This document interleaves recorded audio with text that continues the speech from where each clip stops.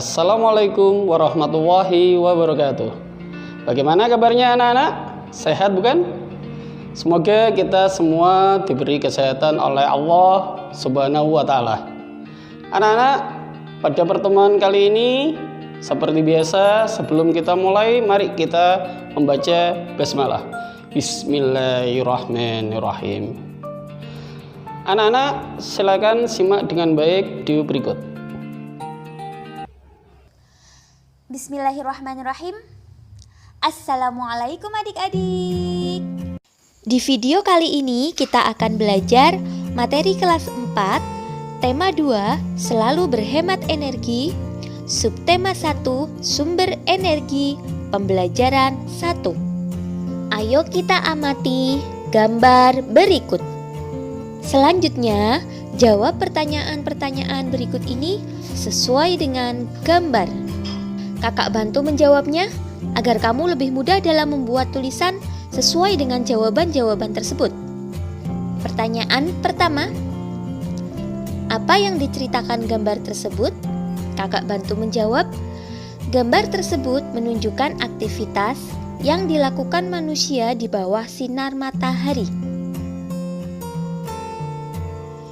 Yang kedua, berdasarkan gambar, dapatkah kamu menyebutkan apa saja manfaat matahari bagi keluarga tersebut?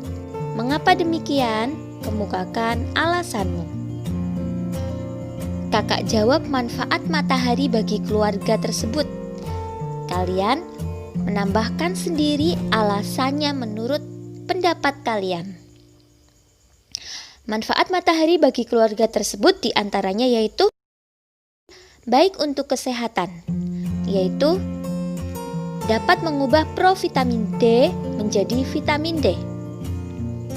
Kemudian, sinar matahari membantu proses fotosintesis. Lalu, sinar matahari juga bermanfaat untuk mengeringkan baju atau pakaian yang baru dicuci. Untuk alasannya, silahkan kamu temukan sendiri sesuai dengan pendapatmu. Berikutnya, dapatkah kamu menyebutkan contoh kegiatan lain tentang manfaat matahari bagi kehidupan kita sehari-hari? Kakak bantu menjawab. Contoh manfaat matahari bagi kehidupan kita sehari-hari ya dalam kegiatan yang lain. Di antaranya membantu proses pembuatan ikan asin. Ya, jadi cahaya matahari ini bermanfaat untuk pengawet alami. Kemudian juga membantu proses pembuatan garam. Dan juga sebagai sumber energi listrik yang menggunakan panel surya. Sumber energi apa yang membuat bumi menjadi hangat? Untuk menjawabnya, ayo kita lakukan percobaan. Alat dan bahannya, tisu, kertas, dan sapu tangan.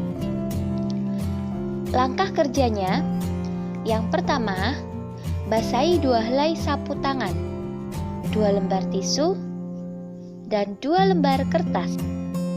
Berikutnya, jemurlah sehelai sapu tangan, selembar tisu, dan selembar kertas di tempat panas. Sedangkan sisanya letakkan di tempat yang teduh. Yang ketiga, amati dan tuliskan perubahan yang terjadi pada benda-benda tersebut setelah 15 menit, 30 menit, dan 60 menit.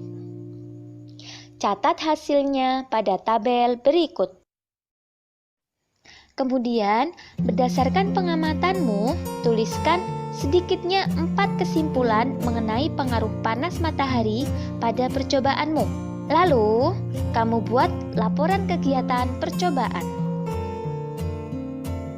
Ayo membaca.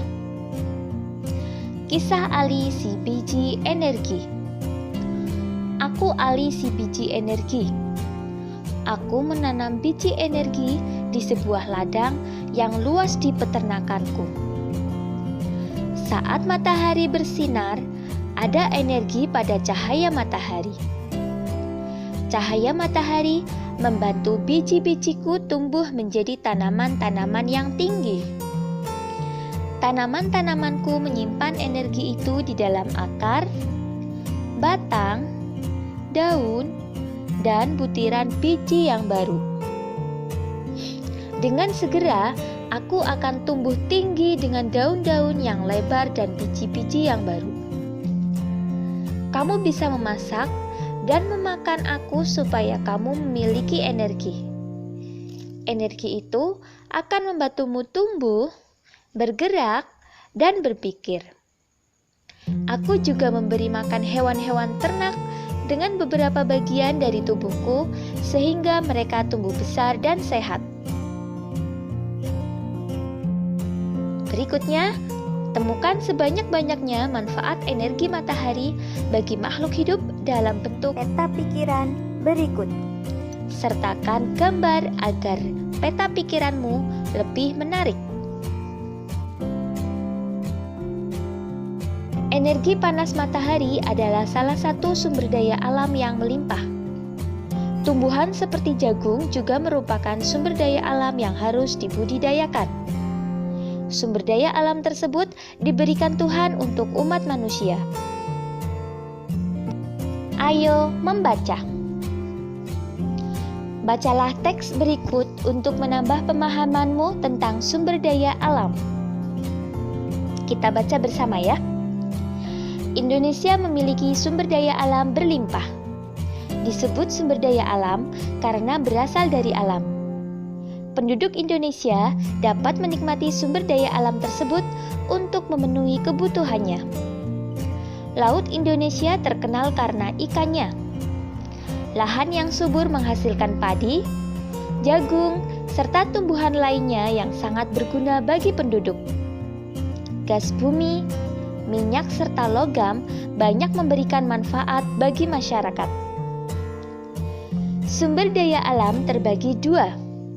Sumber daya alam yang dapat diperbarui dan sumber daya alam yang tidak dapat diperbaharui. Sebagai anak Indonesia, kamu harus tahu apa yang termasuk ke dalam keduanya dan apa dampaknya apabila kita kekurangan keduanya. Penggunaan sumber daya alam berlebihan akan mempengaruhi kehidupan manusia.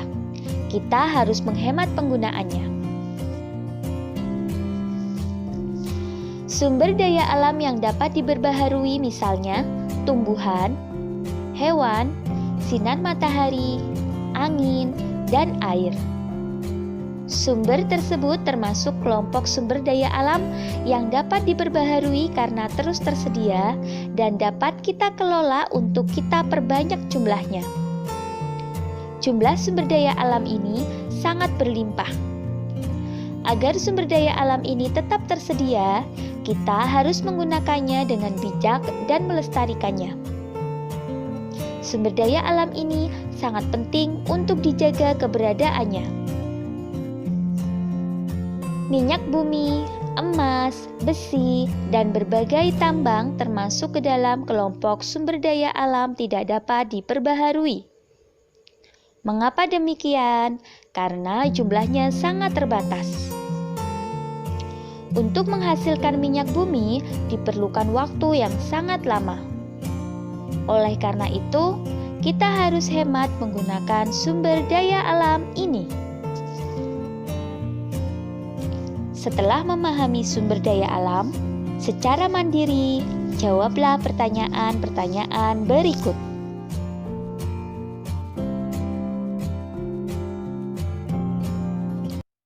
Alhamdulillah, sekian video pembelajaran kali ini. Semoga bermanfaat. Banyak kekurangan kakak mohon maaf. Selamat belajar dan tetap jaga kesehatan. Semoga senantiasa mendapatkan kemudahan dari Allah Subhanahu wa Ta'ala. Wassalamualaikum warahmatullahi wabarakatuh. Bagaimana anak-anak? Sudah paham? Anak-anak, di dalam video tadi ada tugas untuk kalian. Tugasnya yaitu kerjakan tugas-tugas yang ada di video tersebut. Demikian pembelajaran kali ini. Kurang lebihnya Pak Guru mohon maaf. Pak Guru akhiri. Wassalamualaikum warahmatullahi wabarakatuh.